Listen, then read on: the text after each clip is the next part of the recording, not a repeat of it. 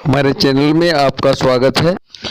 एक और जहां देश की जनता आज 73वें गणतंत्र दिवस की झलकियों के आनंद ले रही है, झलकियां देख रही है और प्रधानमंत्री अभिवादन भी कर रहे हैं। देखिए हाथ उठाकर देश की जनता का। वहीं यमुना बिहार व्यापारी एसोसिएशन द्वारा यहां पर ध्वजारोहण किया जा रहा है। देखिए एक रिपोर्ट हमारे संवाददाता द्वारा।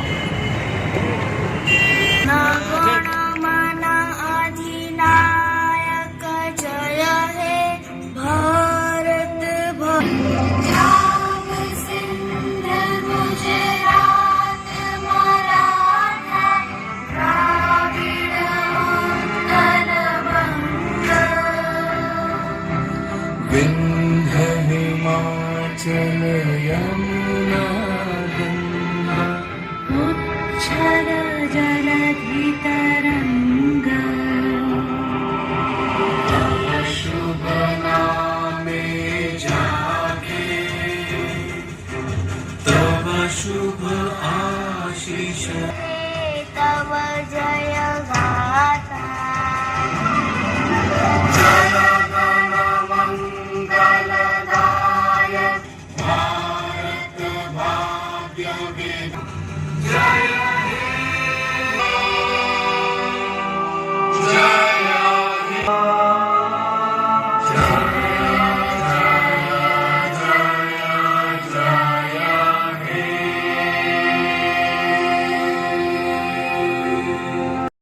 विनोद जोशी जी द्वारा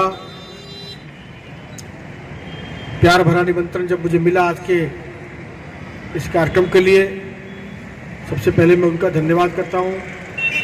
सुशील जी बेहद कर्मठ, बहुत मेहनती, गोयल साहब रिस्पेक्टेड, और सैफी जी शान हिंदुस्तानी, और उपस्थित मेरे सामने सभी मेरे मित्रों। 73वां गणतंत्र दिवस है और सचमुच में भारत दुनिया का सबसे बड़ा लोकतंत्र देश है। और बड़ी खूबसूरती है कि इस आजादी के 47 के बाद से अब तक के 75वां वर्ष है, गणतंत्र का 73वां वर्ष है। लेकिन अगर 2 साल इमरजेंसी के छोड़ दें तो भारत में खूबसूरती से लोकतंत्र पनपा है, पड़ा हुआ है, और लोगों की रग रग में लोकतंत्र बसा हुआ है। लाखों लोगों ने आज इस दिन के लिए हमें कुर्बानी दी देश में। हम लोग भी आजादी के महत्व को, गणतंत्र के महत्व को समझें। कई बार क्या होता है कि आजादी को समझ लिया भाई कि आजादी तो दी है हमारे महापुरुषों ने, अब आजादी मिली तो हम कहीं भी थूक सकते हैं, हम कहीं कुछ बोल सकते हैं, हम कुछ भी कर सकते हैं। आजादी का ये मतलब नहीं है।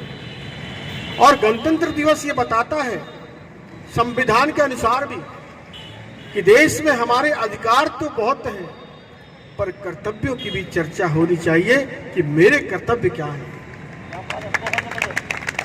अगर इस 73वें गणतंत्र दिवस पर सिर्फ एक संकल्प भी लेकर चले जाएं कि आज से मेरा कर्तव्य है कि मैं सार्वजनिक नहीं थूकूंगा, कूड़ा नहीं फेंकूंगा, तो भी देश का आप बहुत बड़ी दिवस की सेवा कर देंगे। एक तो शपथ लेकर जाएं। मैं हमेशा कहता हूं प्रत्येक आजादी और गणतंत्र दिवस पर आप सिर्फ एक शपथ लें अपने जीवन का, तो मुझे लगता है कि देश का बहुत भला हो जाने वाला है। हम लोग तो लगातार अभी सैकड़ों वर्ष में जो महामारी आती है उससे जूझ रहे हैं। भारत माता की जोरदार तालियां हो जाए प्रमोद गुप्ता जी के लिए, जो गणतंत्र दिवस के एक शुभ अवसर पर उपस्थित हैं। हम सभी लोग आपका हृदय की गहराइयों से तेरी मिट्टी में तेरी नदियों आरज़ू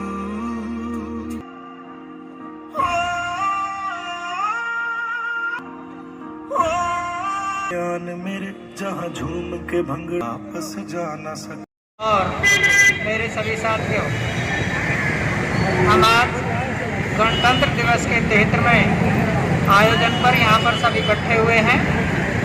हम सबके सब यहाँ जो असम्बल हुए हैं इस गणतंत्र दिवस के ऊपर।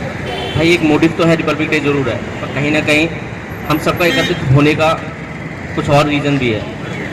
काम धंधे हम सबके जो बंद पड़े हुए हैं, स्टक होकर पड़े हुए हैं, एजुकेशन सेक्टर सबसे ज़्यादा डिस्टर्ब हो जो उसके अंदर है, वो परेशानी वो दुख हम सबके साथ चलता आ रहा है, कोरोना का, बीमारी का, और कहीं ना कहीं बीच बीच में हम सबके लिए रुकावटें पैदा हो रही हैं।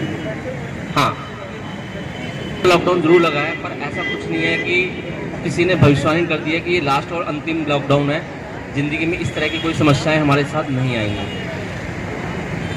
समाज में आदमी एक दूसरे के प्रति केयरफुल होता है, समाज और स्ट्रांग होता है उस समस्या से लड़ने के लिए। तो ठीक है, समस्याएं जब आती हैं, कहते हैं ना किसी लगातार यदि आप मीठी चीज़ खाओगे तो नमकीन चीज़ का स्वाद का पता नहीं लगेगा। यदि ठीक है, व्यवसाय बना था, व्यापार बना था, अच्छा हम सब लोग कमा रहे थे, एक बुरा दौर आया है, उसने शायद हम सबको केयर किया है अपने प्रति, अपने परिवार के प्रति, कि थोड़ा सा हमें एक उस पॉइंट को भी फोकस करके चलना चाहिए। जब एक बुरा दौर हम सबके साथ आएगा, उस दौरान हम सब किस तरह से समाज में और अपने परिवार के प्रति केयर होंगे। क्यों, एक चीज़ का रियलाइजेशन तो ये हमें जरूर दिला के जा रहा है कि आज हम सब अपने जिस व्यवसाय से जुड़े हुए हैं, जिस व्यवसाय के साथ काम कर रहे हैं, ठीक है, बहुत अच्छा है, पर इस उतार चढ़ाव की ज़िंदगी में कोरोना टाइम पे कुछ ऐसे यार दोस्तों का साथ छूटा है जो चलते हुए, हाँ, कहीं ना कहीं एक चीज़ रियलाइजेशन जरूर इधर आ रही है कि आज इस कोविड टाइम पे या इस तरह से आती हुई बीमारियों को देखते हुए भविष्य में हम किसी एक काम के ऊपर निर्भर नहीं रह सकते। हम सोच के चलें कि जिस काम को लेकर चले ताउम्र उस काम को ही लेकर बैठे रहें, तो शायद आने वाले टाइम पे हमारे साथ छोटी मोटी समस्याएं इस तरह से हमेशा बनी रहेंगी। तो भाई ज़िंदगी में जब इस तरह से कोई रुकावटें आती है तो वो आपको सोचने का एक मौका और देती है कि भाई अब ज़िंदगी में एक करवट ली है, आप अपने बारे में, अपने परिवार के बारे में कुछ नए पहलू को सोचें। तो देखने का नज़रिया है लोगों का कि इस पहलू को किस तरह चढ़ते हैं। देखो, नेचर का प्रकृति का एक नियम है, पतझड़ आएगा तो एक दिन सावन भी आएगा। ऐसा नहीं है कि ताउम्र हमेशा कोरोना रहेगा, पर हाँ, अपने आप को संभालो, समाज में एक दूसरे के साथ केयरफुल रहो, सक्षम बनाओ अपने आप को, और ये बीमारी से भी लड़ेंगे और आने वाली ऐसी जैसी समस्या होंगे तब भी हम लड़ते रहेंगे। जय भारत, जय इंडिया। जो कि हमारा राष्ट्र पर्व है। जहाँ तक बोलने की बात है, मेरे से पहले कई प्रवक्ताओं ने आके विभिन्न आपको जानकारियाँ दी, संविधान के बारे में बताया और अपने कर्तव्यों के अलावा अधिकारों के बारे में भी बताया। आप सब लोग भली भांति परिचित हैं, लेकिन आज इस त्योहार के साथ साथ एक जो पीड़ा हमें सता रही है, जैसा कि सभी व्यापारी वर्ग को है, ये लॉकडाउन, और लॉकडाउन का मुख्य कारण कोविड के कारण है। तो जहाँ तक मैं समझता हूँ, ये कोविड की जो संख्या है सबसे ज़्यादा टीवी के अंदर है, फिर अखबारों में है और फिर हमारी चर्चाओं में है। कोविड फैल रहा है, जरूरी है उसके लिए हम लोग सावधान रहें, प्रिकॉशन रखें, मास्क, 2 गज की दूरी, जो भी नियम है वो बना के रखें। लेकिन इस तरह से बंद करके इसमें कई लोग बेघर हो गए हैं, अच्छा से अच्छा व्यापारी और बड़ा से बड़ा और छोटा से छोटा। अभी जैसा कि हम लोग व्यापारी एसोसिएशन प्लस एजुकेशन सेंटर के सभी पदाधिकारी मिलकर हम अपने क्षेत्र के विधायक, सांसद महोदय, एसडीएम और नगर निगम अधिकारियों से भी मिले, अपनी बातों को हमने रखा, उनको विज्ञापन भी दिया और हमारे इस विज्ञापन के माध्यम से हमारे विधायक जो है वो एलजी साहब से मिले और उन्होंने शीघ्र ही इस पर कुछ विचार विमर्श करके हमको आश्वासन दिया है कि शीघ्र कोई ना कोई ऐसा कदम उठाया जाएगा जिससे जो ये दिक्कत आ रही है वो दिक्कत दूर होगी। और आशा करते हैं हम लोग कि शीघ्र से शीघ्र इन समस्याओं से हम लोग छुटकारा पाएंगे। लेकिन हौसला जो सभी भाइयों को बना के रखना है, दिक्कतें आ रही हैं, जहाँ तक एक आएंगे करते रहेंगे और आप लोग भी अपना जो जोश हिम्मत को बनाए रखें। ज़्यादा ना बोलते हुए अपनी वाणी को विराम देता हूं और एक सभी भाइयों से मैं निवेदन करना चाहता हूं जो भी हमारे एजुकेशन ग्रुप में हैं या व्यापारी एसोसिएशन से हैं कि अपनी संख्या को बढ़ाएं। मुझे बहुत दुख के साथ ये कहना पड़ रहा है कि यहाँ पर हमारे जो भाई बंधुओं की संख्या बहुत कम है, बट जो आए